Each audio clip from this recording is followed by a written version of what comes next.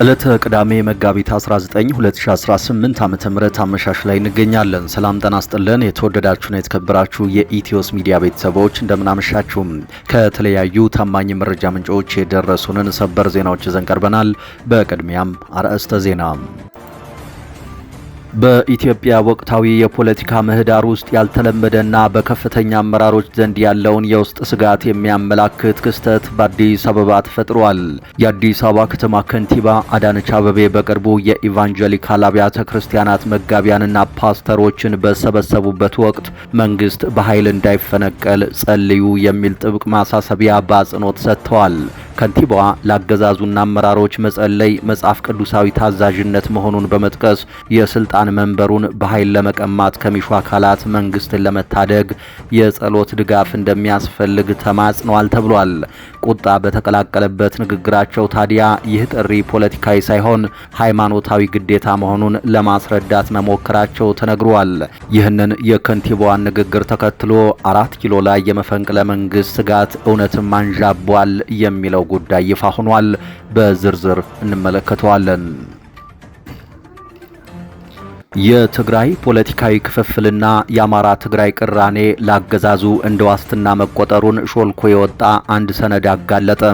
በየካቲት ወር 2018 ዓ.ም ለብልጽግና ፓርቲ ከፍተኛ አመራሮች የቀረበው ወቅታዊ የግምገማ ሰነድ በትግራይ ክልል ያለውን ውስጣዊ ክፍፍልና ከአማራ ልሂቃን ጋር ያለውን የይዞታ ጥያቄ ስርዓቱን ለማቆየት እንደ ስልታዊ መሳሪያ ለመጠቀም መታቀዱን ይፋ አድርጓል። ሰነዱ በህወሓት አመራሮች መካከል በተለይ በጌታቸው ረዳና በደብረ ጽዮን ገብረ ሚካኤል ክንፎች መካከል ያለው ግጭት ለብልጽግና ትልቅ እድል እንደፈጠረም ይተነትናል። ከኤርትራ ጋር እንዲሁም ከፋኖ ጋር የተያያዙ ጭብጦችንም አንስቷል። የተጋለጠውን ሰነድ በዝርዝር ይዘነዋል። በአማራ ምድር ባገዛዙ ጦርና በፋኖ ኃይሎች መካከል የሚደረገው የፊት ለፊትና የጨበጣ ውጊያ ተጠናክሮ ቀጥሏል። በሌላ ጎኑ ደግሞ በቆቦ ከተማ በመከላከያና በሚሊሻ አባላት መካከል የተቀሰቀሰው ግጭት ተባብሶ መቀጠሉ ተነግሯል።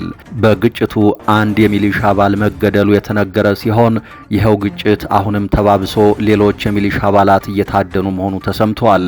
ይህ በእንዲህ እንዳለ አፋብን ለአፍሪካ ህብረት ከፍተኛ ተወካይ ደብዳቤ ማስገባቱ ተነግሯል። በአርበኛ ዘመነ ካሴ ተጻፈ የተባለው ይህ ደብዳቤ የእንኳን ደስ አለዎት መግለጫን የሚያካተተ ነው። በዝርዝር ይዘነዋል።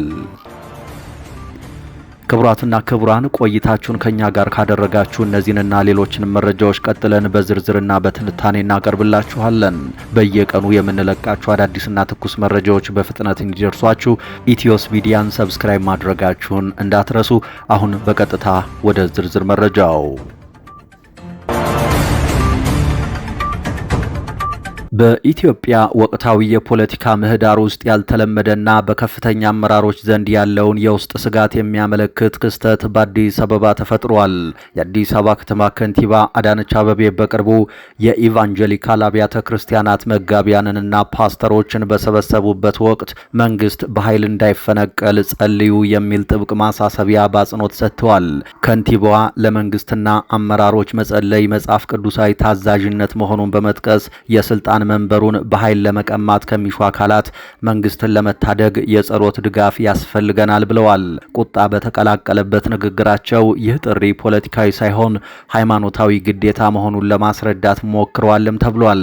ይህ የከንቲባዋ ንግግር አብይ አህመድ ቀደም ሲል የኢትዮጵያ እናቶች ይጸልዩልኛል እያሉ ይናገሩ የነበረውን በማስታወስ አሁን ላይ ግን ስጋቱ ከፍ ማለቱን ያሳያል ሲሉ ተንታኞች ገልጻሉ።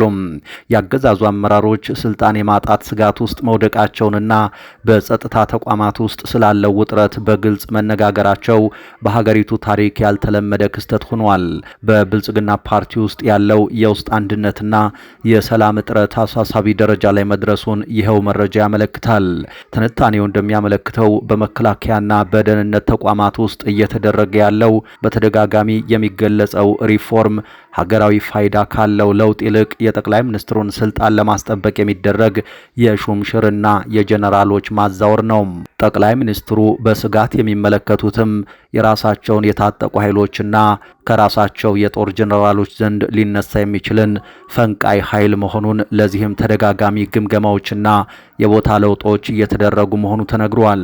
በአፍሪካ አህጉር ባለፉት 10 ዓመታት በርካታ ስኬታማና የከሸፉ መፈንቅለ መንግስቶች መካሄዳቸው ይታወቃል። ይሁን እንጂ የዘመናችን የኢትዮጵያ መሪዎች ይህንን ስጋት በአደባባይ በማንሳት በሪፐብሊካን ጋርድ ብቻ ሳይሆን በጸሎትም ለመከላከል መቁረጣቸው የችግሩን ጥልቀት ያሳያል ነው የተባለው።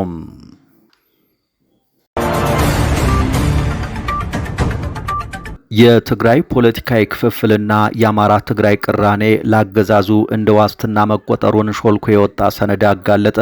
በየካቲት ወር 2018 ዓ.ም ለብልጽግና ፓርቲ ከፍተኛ አመራሮች የቀረበው ወቅታዊ የግምገማ ሰነድ በትግራይ ክልል ያለውን ውስጣዊ ክፍፍልና ከአማራ ልሂቃን ጋር ያለውን የይዞታ ጥያቄ ስርዓቱን ለማቆየት እንደ ስልታዊ መሳሪያ ለመጠቀም መታቀዱን ይፋ አድርጓል።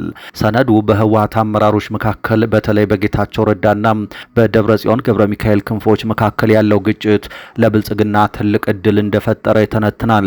ይሁን እንጂ በደብረ ጽዮን የሚመራው ክንፍ ራሱን በሚስጥር እያደራጀ መሆኑና ከውጭ ኃይሎች ጋር ግንኙነት መጀመሩ እንዲሁም አዲሱ የስምረት ፓርቲ መመስረት በትግራይ ፖለቲካ ውስጥ ያልተገመተ አሰላለፍ ሊፈጥር ይችላል የሚል ስጋት በሰነዱ ላይ ሰፍሯል። በተለይ ህወሓት ከቀድሞ ጠላቱ ከኤርትራ ጋር የጋራ ጠላታችንን ብልጽግናን እናስወግድ በሚል መርህ ሚስጥራዊ ንግግሮች መጀመሩና በሱዳን በኩል የትጥቅ መስመር ለመክፈት መንቀሳቀሱ ለስርዓቱ ቀዳሚ ስጋት መሆኑን ሾልኮ በወጣው ሰነድ ላይ ተገልጿል። ሰነዱ የወልቃይትና የራያ የይዞታ ጥያቄዎችን በተመለከተ እጅግ አደገኛ የሆነ ስልት ቀርጿል። እነዚህን አካባቢዎች በትግራይና በአማራ ልሂቃን መካከል የማይታረቅ ቅራኔ እንዲኖር ማድረጊያ ስልታዊ መሳሪያዎች አድርጎ የሚመለከተው ሰነዱ ይህንን ልዩነት በመጠቀም ፋኖና ህወሓት በምንም አይነት ሁኔታ በጋራ እንዳይቆሙ የማድረግ ስራ ቅድሚያ ሊሰጠው እንደሚገባ በግልጽ ያስቀምጣል። የትግራይን ህዝብ ከሻቢያ ዳግም ወረራ ሊከላከልልህ የሚችለው የፌዴራሉ መንግስት ብቻ ነው የሚል ትረካ በመገንባት ከህወሓት ይልቅ ወደ ፌዴራሉ አገዛዝ እንዲጠጋ የማድረግና የክልሉን መልሶ ማልማት ስራዎች ከመንግስት ታማኝነት ጋር በማያያዝ ልሂቃኑ በኢኮኖሚ ጥቅማ ጥቅም ላይ ብቻ እንዲያተኩሩ የማድረግ እቅድ መያዙም ተመልክቷል። ይህንን ስጋት ለመቀልበስ በሰነዱ የቀረቡት ስልታዊ መፍትሄዎች በትግራይ ጊዜያዊ አስተዳደርና በህወሓት መካከል ያለውን ልዩነት ይበልጥ በማስፋት የክልሉ ፖለቲካ ወደ አንድ ማዕከል እንዳይመጣ ማድረግ ላይ ያተኩራሉ። በተጨማሪም ህወሓትና ሻቢያ ሊፈጥሩት የሚችሉትን ሚስጥራዊ ጥምረት ለመበጠስ ለሻቢያ የዲፕሎማሲ ማባበያ በመስጠት ህወሓትን ለብቻው ነጥሎ የማስቀረት ስልት ተነድፏል። ባጭሩ ሰነዱ ትግራይን በተመለከተ የያዘው አቅጣጫ ውስጣዊ ክፍፍሉን ማቆየትና የአማራና የትግራይ ልሂቃን ያላቸውን ቅራኔ ለስርዓቱ መትረፊያ ዋስትና መጠቀም የሚል ስልታዊ ግብ መሆኑን ሾልኮ የወጣው ሰነድ አረጋግጧል።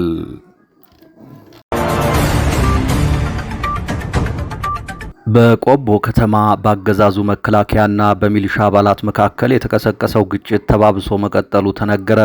በግጭቱ አንድ የሚሊሻ አባል መገደሉን በትናንትናው ዕለት መዘገቡ የሚታወስ ሲሆን ይኸው ግጭት ተባብሶ ሌሎች የሚሊሻ አባላት እየታደኑ መሆኑ ተሰምቷል። የሟቹን ሚሊሻ ባለቤት ጨምሮ በግጭቱ የቆሰሉ የሚሊሻ አባላት ወደ ሕክምና ጣቢያ ቢወሰዱም ከወረዱ አመራሮች በመጣ ትዕዛዝ በሚል በቂ ሕክምና እንዳያገኙ ተደርገዋል። ይህን ግፍ የተመለከቱ ሌሎች የሚሊሻ አባላትም ከነሙሉ ትጥቃቸው ፋኖን ለመቀላቀል ወደ ጫካ መግባታቸው ታውቋል። በሌላ በኩል አፋብን ለአፍሪካ ህብረት ደብዳቤ ማስገባቱ ተነግሯል። አፋብን ለአፍሪካ ህብረት ከፍተኛ ተወካይ ክቡር ፕሬዝዳንት ጃኪያ ኪኩዌቴ የእንኳን ደስ አለዎት መልእክት ልኳል። የአማራ ፋኖ ብሔራዊ ንቅናቄ አፋብ ሊቀመንበር አርበኛ ዘመነ ካሴ የቀድሞ የታንዛኒያ ፕሬዝዳንት ጃኪያ ኪኩዌቴ በአፍሪካ ህብረት ኮሚሽን ለተሰጣቸው ከፍተኛ ኃላፊነት የእንኳን ደስ አለዎት መግለጫ ማስተላለፋቸው ታውቋል። ሊቀመንበሩ በመልእክታቸው ንቅናቄው ለቀጠናዊ ሰላምና መረጋጋት ያለውን ቁርጠኝነት በድጋሚ ያረጋግጠዋል። አርበኛ ዘመነ ካሴ መጋቢት 18 2018 ዓ.ም በጻፉት ደብዳቤ የፕሬዝዳንት ኪኩዌቴ ሹመት ለአፍሪካ ቀንድና ለቀይ ባህር ቀጠና ሰላም መረጋጋትና ቀጠናዊ ትብብር እጅግ አስፈላጊ በሆነበት ወቅት የመጣ መሆኑን ገልጸዋል።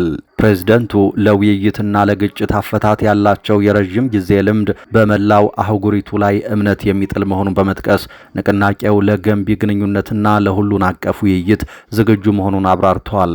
አርበኛው አክለውም አፋብን ለቀጠናዊ ተግዳሮቶች ተግባራዊና መፍትሄ ተኮር የሆኑ አካሄዶችን ለማራመድ ቁርጠኛ መሆኑን ገልጸው ከአፍሪካ ሕብረትና መሰል አህጉራዊ አጋሮች ጋር በመተባበር የግጭቶችን መንስኤ ለመፍታትና ዘላቂ የሰላም ማዕቀፍ ለመገንባት ትልቅ ዕድል መኖሩን አመልክተዋል። በመጨረሻም ንቅናቄው ፍትህን፣ እርቀ ሰላምንና ዘላቂ ደህንነትን የሚያበረታቱ ጥረቶችን ለመደገፍና በጋራ ኃላፊነት መንፈስ የበኩሉን አስተዋጽኦ ለማበርከት ዝግጁ መሆኑን ሊቀመንበሩ በደብዳቤያቸው አረጋግጠዋል።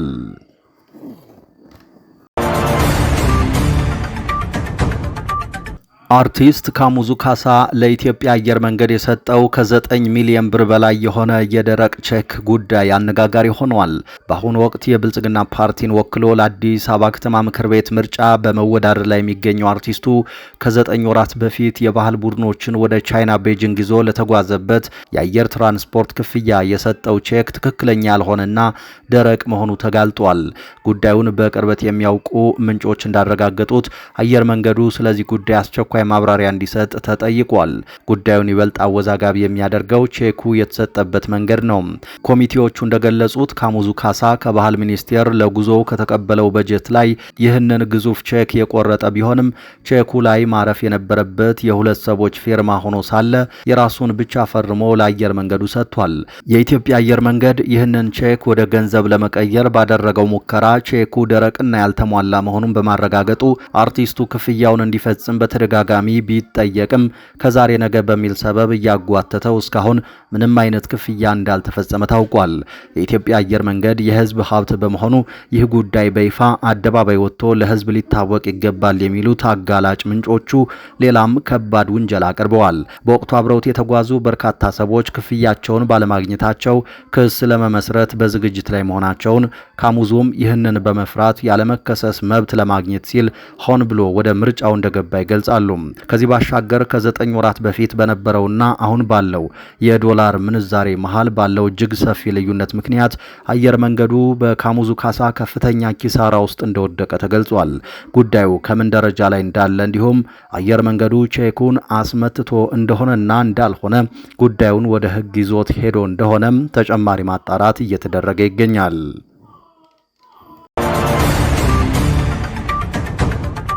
አገዛዙ ላይ ተቃውሞ ያሰሙ ዜጎች ባዘጋጁት የዩቲዩብ ውይይት ላይ አብይ አህመድ እንዲገኙ ጥሪ አደረጉም። ከሰሞኑ በዋሽንግተን ዲሲና በለንደን እንዲሁም ሌሎች ከተሞች የተቃውሞ ትዕይንተ ህዝብ እያዘጋጁ ያሉ ዜጎች በዛሬው ዕለት አንድ ግልጽ ደብዳቤ ለአብይ አህመድ አስገብተዋል። የትዕይንተ ህዝቦችና ሰላማዊ ሰልፎች አዘጋጅ ግብረ ኃይል በሚል የሚጠራው ስብስብ በበርካታ ድርጅቶችና ታዋቂ ግለሰቦች የተቋቋመ እንደሆነ የሚነገርለት ሲሆን ያገዛዙን ጦረኛ አካሄድ በመተቸት የበይነ መረብ የተቃውሞ ትዕይንተ ህዝብ እያዘጋጀ ይገኛል። ይህ የበይነ መረብ የተቃውሞ ትዕይንተ ህዝብ የሚካሄደው ቅዳሜ መጋቢት 26 ቀን 2018 ዓ.ም ከአመሻሽ 12 ሰዓት ጀምሮ ሲሆን መሪ ቃሉም ጦርነት ይቁም፣ ሰላም ይስፈን፣ ግፋዊ አገዛዝ ያብቃ፣ ከምርጫ በፊት ሽግግር ይኑር የሚል እንደሆነ ሚዲያችን የደረሰው መረጃ ያሳያል። በዚህ የተቃውሞ የትዕይንተ ህዝብ ላይ በአሁኑ ሰዓት በሀገራችን ፖለቲካ ወይም የሲቪክ እንቅስቃሴ የጎላ የተጽዕኖ ፈጣሪነት ሚና ማህበራዊ መሰረት አላቸው ተብሎ የታመነባቸው 20 ታዋቂ ሰዎች ተገኝተው በብዙ ሚሊዮኖች ለሚቆጠር ታዳሚ ንግግር ያደርጋሉ ተብሎ እንደሚጠበቅ ተገልጿል። ይህ መድረክ በዋናነት የተዘጋጀው በእርሶ እየተመራ ያለው የብልጽግና መንግስት በሚያራምደው የጦረኝነት ፖሊሲ ምክንያት የሀገሪቱና የህዝቧ ህልውና አደጋ ላይ መውደቁን ለመቃወም ነው። ነገር ግን በእርሶ የሚመራው ብልጽግና ፓርቲ በሀገሪቱ ፖለቲካ የራሴ የሚለው ማህበራዊ መሰረት ያለውና የሀገሪቱን የወደፊት ህልውና በመወሰን ረገድም የራሱ ሚና እንዳለው በመገንዘብ እንደ አንድ የፖለቲካ ኃይል ቢጋበዝ እና በመድረኩ ላይ ቢገኝ ተገቢ ነው ብሎ ግብረ ኃይላችን አምኗል በማለት የጥሪ ደብዳቤው ይገልጻል። አክሎም ግብረ ኃይላችን ባልተለመደ ሁኔታ በራሱ የተቃውሞ መድረክ ላይ ያገዛዙ ቁንጮ መሪ የሆኑትን ሰው ለመጋበዝ የወሰነውም እርስዎ ከጦርነት ውጪ ሌላ የመፍትሄ አማራጭ የማይታየውትና ለእንዲህ አይነቱ ሰላማዊ የህዝብ መድረክም አክብሮት እንደሌለዎት ሳይገነዘብ ቀርቶ ሳይሆን የሀገራችንን ህልውና እየተፈታተነ የሚገኘው የወቅቱ የፖለቲካ ቀውስ በሐቀኛ ድርድርና በሰላማዊ መንገድ እንዲፈታ በእኛ በኩል ያለንን ልባዊ ፍላጎት ለኢትዮጵያ ህዝብና ለዓለም አቀፉ ማህበረሰብ ለማሳየት በማሰብ ነው በማለት ያስነብባል። በዚህም መሰረት ጠቅላይ ሚኒስትሩ ፍላጎት ካላቸው ከላይ በተጠቀሰው ቀንና ሰዓት በበይነ መረብ መድረኩ ላይ ተገኝተው እየቀረበባቸው ባለው የተቃውሞ ሐሳብ ላይ ያላቸውን አቋም እንዲያሳውቁ ተጋብዘዋል። የተወደዳችሁ ቤተሰቦቻችን ለምሽቱ ያዝናቸው አዳዲስ መረጃዎቻችን እነዚህ ነበሩ።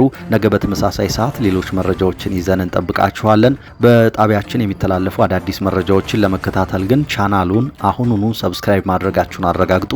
በያላችሁበት መልካም ጊዜ ተመኘን።